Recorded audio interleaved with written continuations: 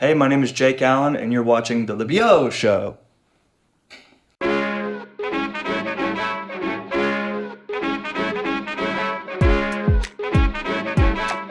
How did she do it? Do it. Do it. Do it. Libby. Libby. Libby. 3, 2, Libby. 1. It's the Libby Show. Hey everybody, Libby here. Welcome to a brand new episode of The Libby Show. Today's guest just made his directorial debut with his family drama, Ride, and you may also recognize him from Karen Kingsbury's Someone Like You and the Baxters series. Jake Allyn, welcome to the show. How are you? Good. Happy to be here. Yeah, glad to have you here in Nashville. You've been here for a couple months. Where I live. He as a citizen. lives here. Yes. Yeah. Very proud to be a new Nashvilleian. Have you explored a lot, or are you traveling? Yes, I've been traveling a lot. Of course, like a lot of people, the second I moved here, I started having to travel for work, which was a bummer because I had boxes in my hallway, probably, literally still to this day.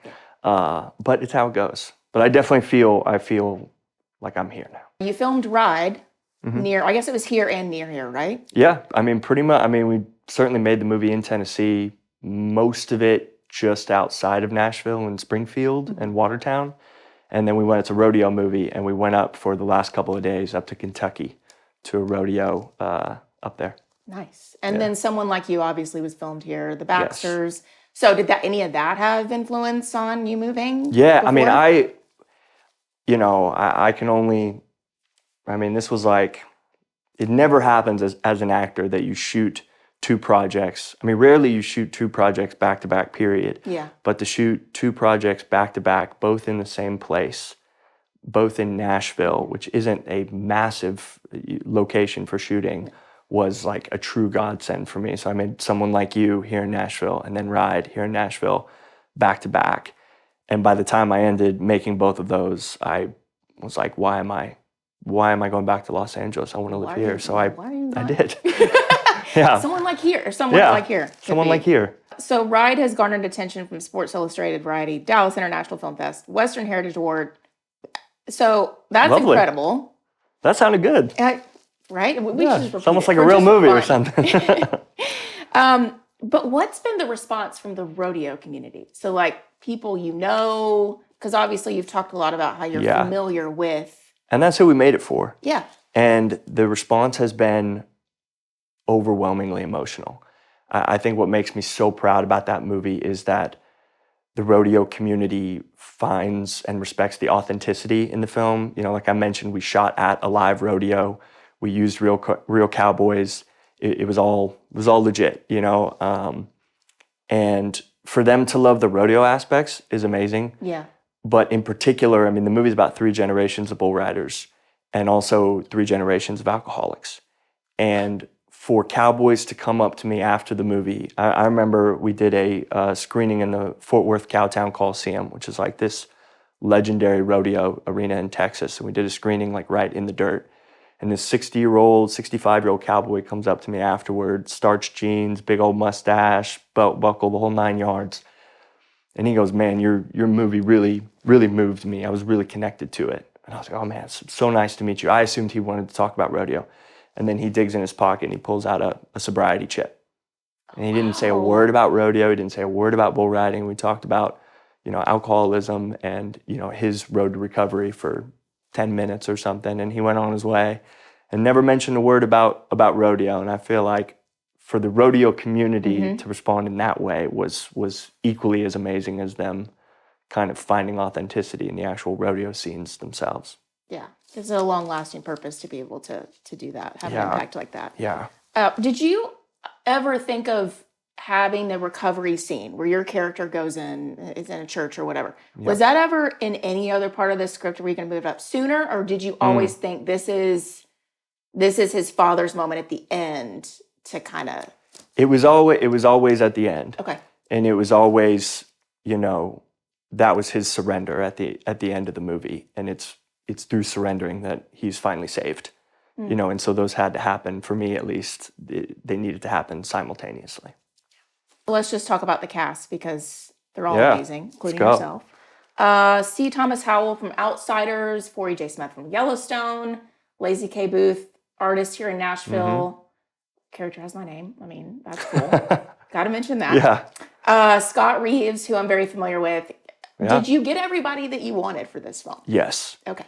Very rare that a movie, particularly for a director's first film, you know, usually everyone's like, I don't want to be in your first movie, kid, especially since I was going to be in it too, you know, it's like not always the strongest look, but I truly, you know, got everybody that I wanted. You know, like I mentioned, the movie's about 3 generations of bull riders, and it was so important for those 3 generations to be guys who really know and can authentically live in that world. And so when I started casting, you know, my dad, who ended up being C. Thomas Howell, and then my grandpa in the movie, 4E J. Smith, to get both of those guys was, I mean, I was like shaking before I called both of them to like make my pitch. I mean, C. Thomas Howell was winning buckles as a bull rider at age 12. That's crazy. I mean, I remember him sending me pictures of him bull riding, and he's like that, and he's like 9 years old. And I was like, Were any of the That's photos scary. in the... yes, the beginning of the Okay, movie. I was going to like, that had to be... So the movie opens with this bull rider kind of walking, making his hero walk to the chutes. Yeah. And throughout it, you see photos of basically a family photo album of a bull riding family. And those are real photos. If you look really closely, it says C. Thomas Howell in some of the photos. Cool. And Tommy Howell, who's his father. And then we also have, you know, 4E J. Smith was a real bull rider, and I believe a bronc rider as well for like his whole career. So we had the real deal dudes, which put a lot of pressure on me, but in the best way possible. I watched, you know, a couple other interviews just to kind of get an idea of what, you know, y'all been Any talking good ones? about. They're good. Okay. There was one, the SAG-AFTRA one Oh yeah, I really liked. with Annabeth. Yeah, that was good. Yeah. There was one other that I'm blanking on. It was on... Oh, okay. So in one of your interviews, you were talking about how you did have a stunt guy. Oh yeah. And I heard that he like won during one? Yeah, I am very proud both that I did a lot of the bull riding myself, but I'm also very proud of the actual professional bull rider who became my stuntman, Reed Arnold. He's a cowboy. Like there's no other way to describe him. And so like I said, we shot at a live rodeo, and when we talked to him, he was like, oh yeah, I can be your stuntman because I'm competing in that rodeo anyway. And I was like, whoa, That's we so probably cool. need you like to just do the movie. And he was like, no, I'm going to He's like, compete. I'm I like, all right, want you know, this. that's fine. Yeah, so he would go ride a bull for us in my character wardrobe, because we would get like a 5-minute slot in between different events to do our scenes. So he'd ride a bull for us, then he'd run and change into his own clothes, ride his actual competition bull, then run over back to me, put my character wardrobe back on, have a Bud Light, jump on a bull, ride a bull for the movie, and he ended up winning the rodeo.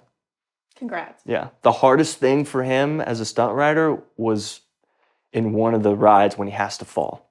He was like, I don't fall. What are you don't do talking that. about?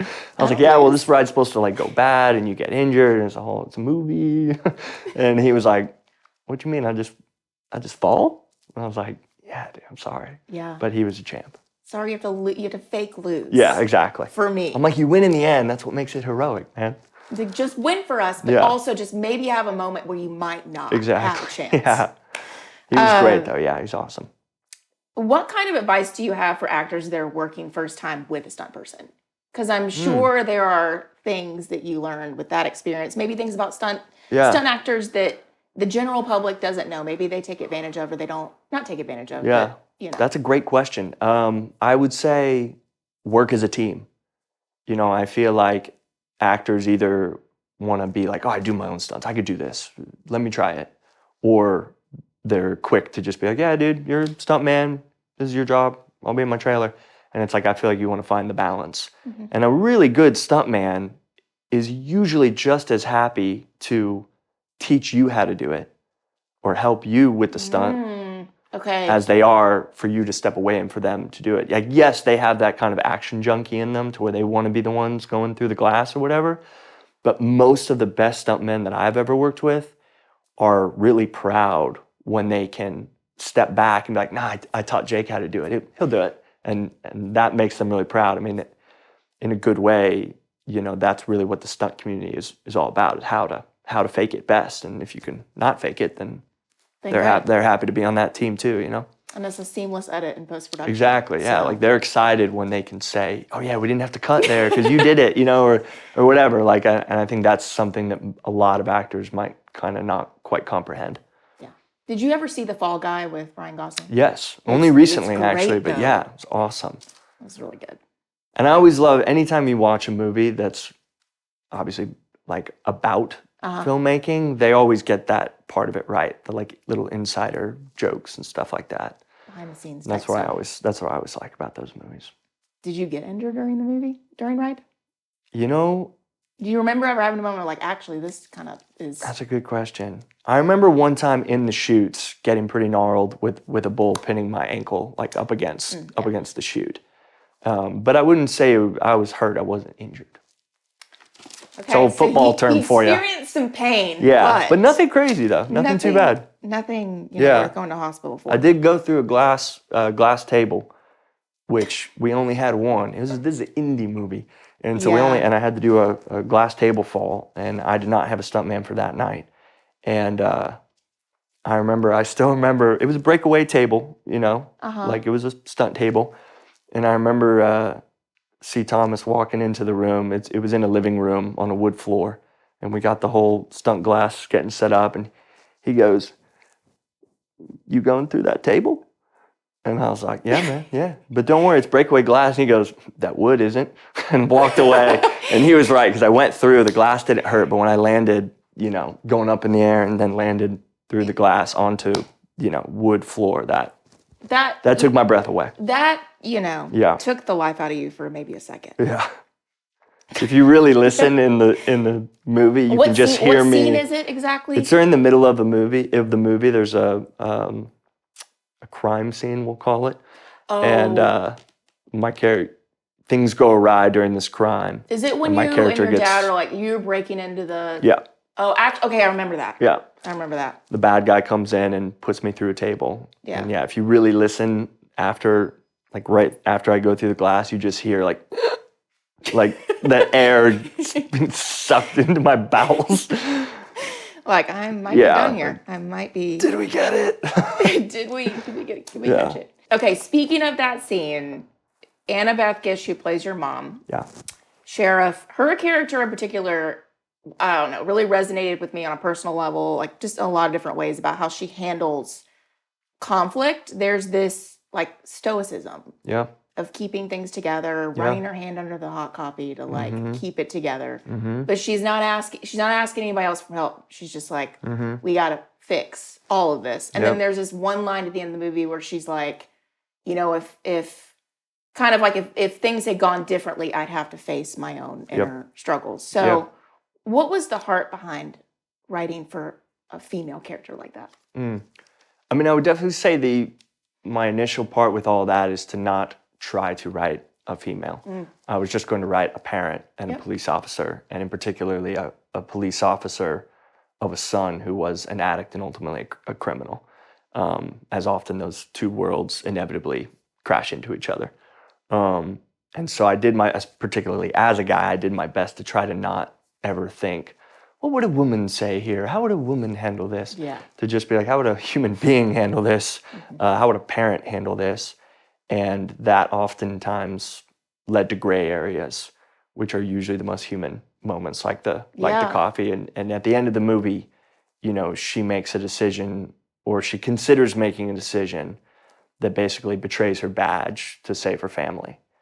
And I remember, speaking of your question, I remember a bunch of people at the script phase going, cop would never do that. You gotta cut that. That cop would never pull their gun on another person.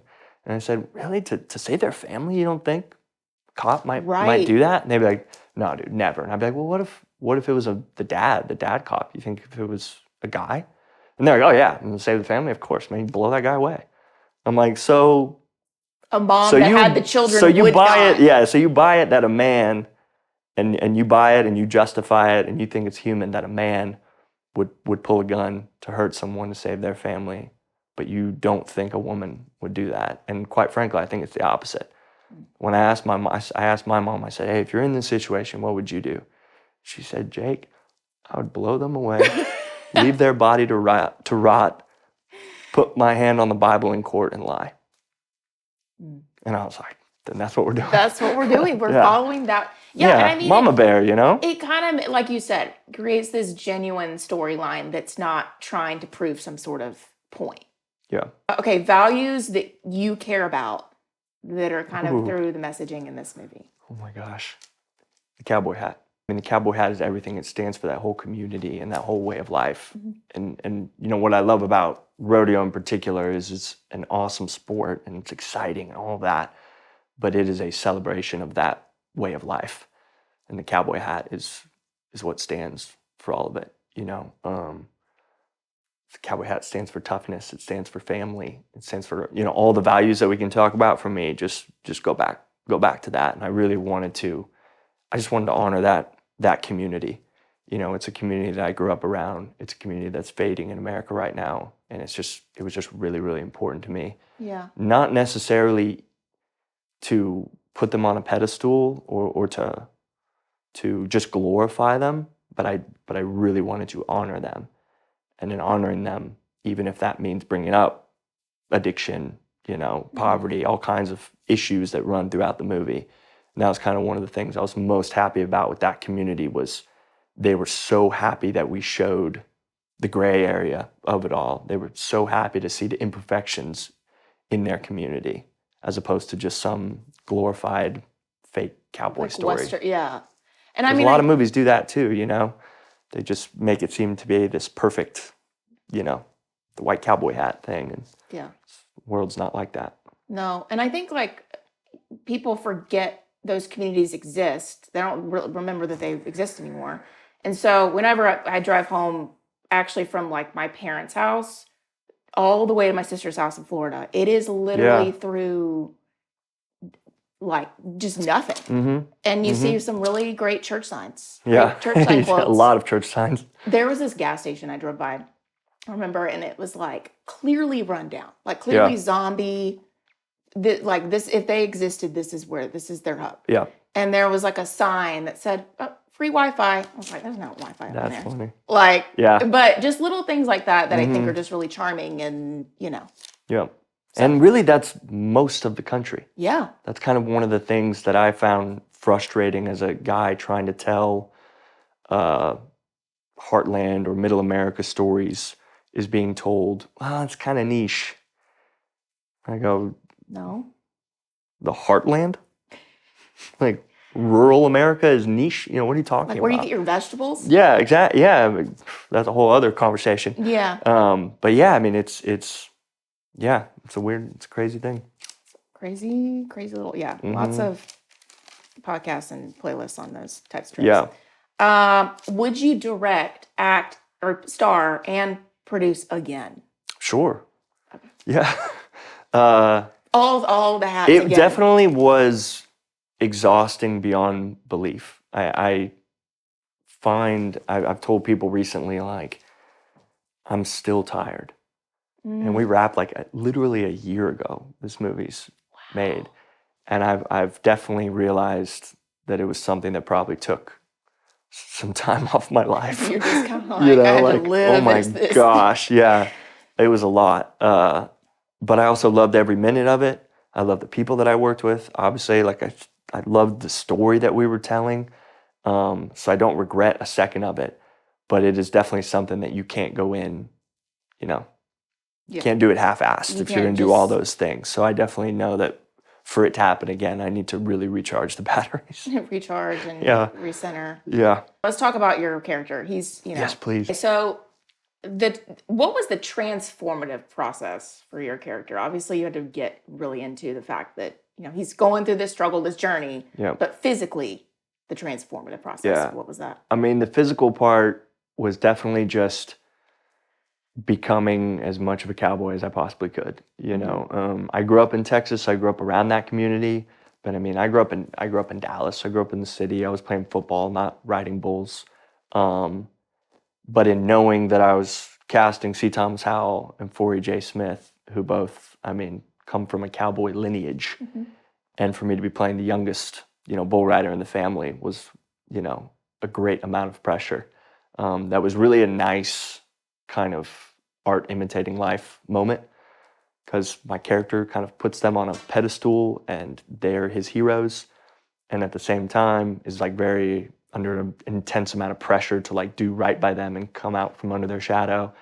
And then here I am, this young actor filmmaker guy who casts C. Thomas Howell and Forey J. Smith, and I'm like, oh my God, I hope they think I'm good. I need to be good for them. And I'm like, well, that's kind of what my character's feeling. Yeah. So it's weird how those things start to kind of work themselves out. But like on the transformative part, it was all about just becoming a bull rider. And I had a wonderful, amazing coach and stunt coordinator for the film, Jody Stelzig, who is a bronc rider who lives in Lockhart, Texas. And so I went down and stayed in this little back trailer that he has, and we would just cowboy all day, and he would, put me on the barrel, and we'd do drop barrel drills and ride his bulls, and he'd make little kind of makeshift rodeo arena for me to be able to ride some of his bulls and stuff. And he had his bull rider friends come and basically just talk shit to me all day, which was their version of coaching apparently, is just to rip me all day long. Yeah. But then what's beautiful about that is I remember this one guy, I mean, he just shredded me all day. He didn't give a shit that I was an actor. You know what I mean? It was like those kind of guys. He was like, you need to represent Yeah, this he's like, man, correctly. you suck. And like, just like stuff like that. I was like, it's not really helping me. I was hoping he would like coach me. And then when I did my first ride there, I thought I did all right. I got bucked after like maybe 5 or 6 seconds, and I jump over the rail, and he was like, not bad, not bad, and walked away. And I was like, You're like, yes. I might as well won the Super Bowl, that's and again, like that was a cool part of the process, because even though I was there as an actor, this is a script I wrote with my friend Josh Plasty. So like at nighttime, I could go back in my trailer and just write down all the stuff that I heard from the Cowboys all day and all the things we talked about. And then all of a sudden I'm rewriting scenes, and so it just kind of became this one organic process. Yeah. And so there was like the cowboy part of it all, and then there was the addiction part of it all. And, I lost like maybe 25 pounds for the movie, and, went to a lot of different AA groups. They actually are an amazingly welcoming community, even though it's such a sensitive place. I actually found a really open arms with that community, and ended up really inserting myself, particularly in one recovery home called Brooks House, which is actually an all-women recovery home in Baltimore, outside of Baltimore, Maryland, Hagerstown, Maryland. And it's run by these two amazing people, this couple, Kevin and Dana Simmers. And he was much like Annabeth's character, he was a police officer whose child was an addict. And he's really become, a good friend of mine and a consultant on all things that I do. And, he really let me sit in the circle with the girls there and just really learn about that whole community. There's one here called Healing Housing.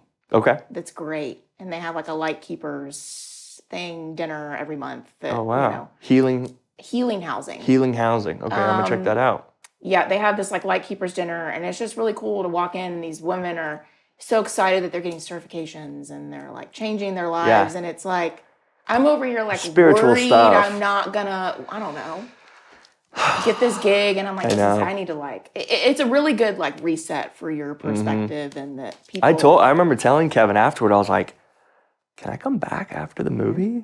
And he's like, of course, you know what I mean? Because it puts things into perspective. Yeah. When you go to the places like that.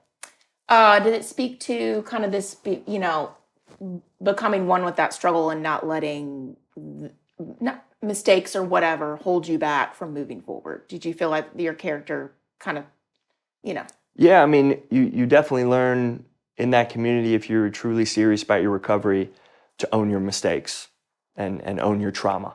And that was definitely a big part of the ending for Peter, is to own it. And that's why when he, kind of finally tells his story, that's him surrendering and finally taking ownership of his trauma. In terms of like creative freedom that you gave yourself and the other members of the cast, apart from the script, how much freedom did you say, hey, like A lot. Okay. Yeah, and I'm very proud of that. Even You as a should be. writer, Yeah. you know, my big thing is I wanna tell the story, not the words. That is definitely something I lean on. And I had a wonderful, you know, camera team and cinematographer and Keith Lehman, who's a local guy as well. And you know, we talked a lot about we would have these things called a sandbox scene, which is where we didn't have these like really specific marks. It was more about here's going to be the actor's sandbox to tell this story, and we're going to give them this much room to do it, as opposed to a lot of movies and TV shows where you're given this much, you know. And so that was just kind of the movie that we set out to make, and I mean that's a huge credit to you get as much as you give, you know. Yeah. And with actors like C. Tommy, Forey, Annabeth, you know, if it wasn't them, maybe you can't do that. But it's like when you have actors that are that good, that you trust, and quite frankly, have been doing it way longer than me, I would be a fool not to let them lead. And then you know you have your friends, Josh. Yep. You know all these people that you've worked on with someone like you and the Baxters and everything. So that's pretty incredible. And that was a huge part of why I was able to do so much, was that I had so much help. You know what I mean? For me to be able to direct and act at the same time, knowing that Josh, my co-writer, was either in the scene with me or behind the camera, kind of, you know, checking, kind of playing director in those moments, you know, and helping me and just making sure that I was on point was just so invaluable. I could talk about this all day, by the way. I know. I was like, I'm keep going. Well, it's an incredible movie. I will tell you, I watched it twice. Okay. So I watched it once, just acting like I was scrolling on Amazon Prime, like, oh, I need something to watch today, and watched it. Sweet. And then the second time I watched it a couple weeks later, is like, Okay. and now we're studying this. Like to prepare for this. To prepare for this. Ah, okay. It was great though. When you watch something like that to prepare for somebody, what are you looking for? Just things that make you question something? Something you don't think someone else saw? That I'm doing a lot of character analysis because, and I think that comes from, like, I was really big into English in high school. Like, Okay. I was one of the kids that was like, when they asked, what plot analysis? I was Yeah, the yeah. first to be like, I have thoughts. I got it. Let me share my feedback. Yeah. But I really like character analysis. I like looking for those moments that don't seem like they were scripted. I mean, I think the environment, you know, Yeah.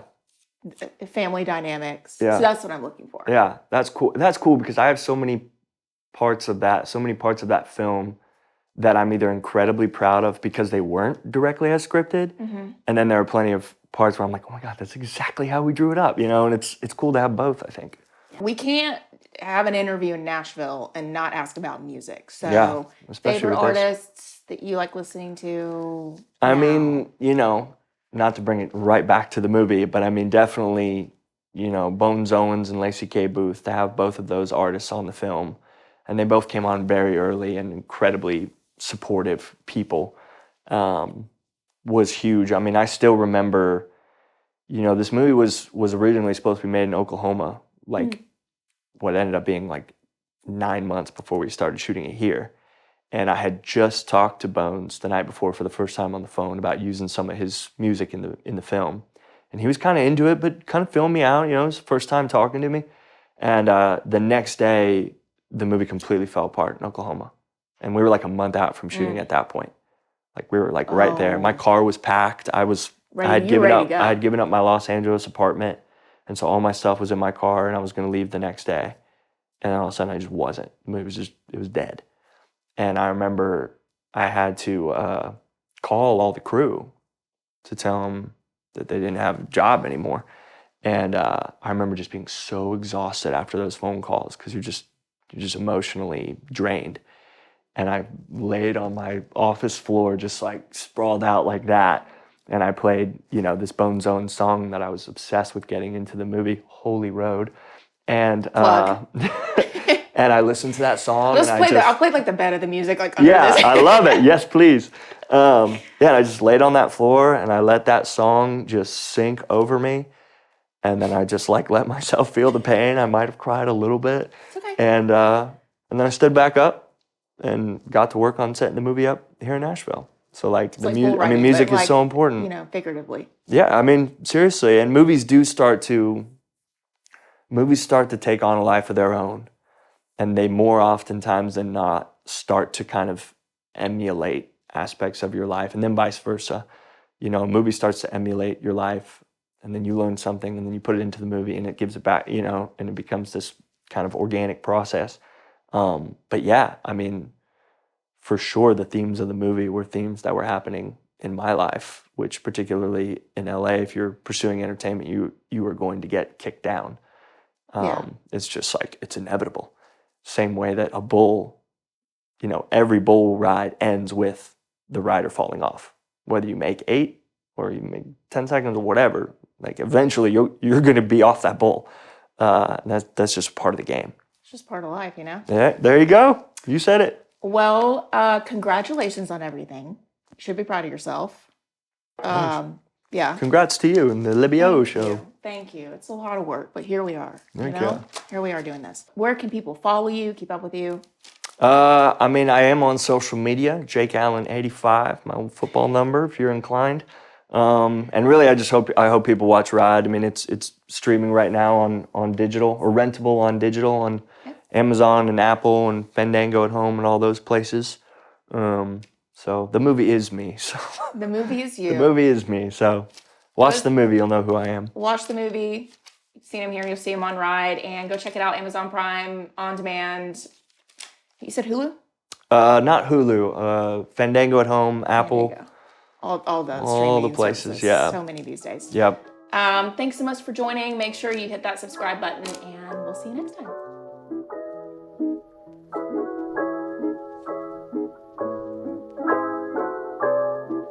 It's the Libby Show.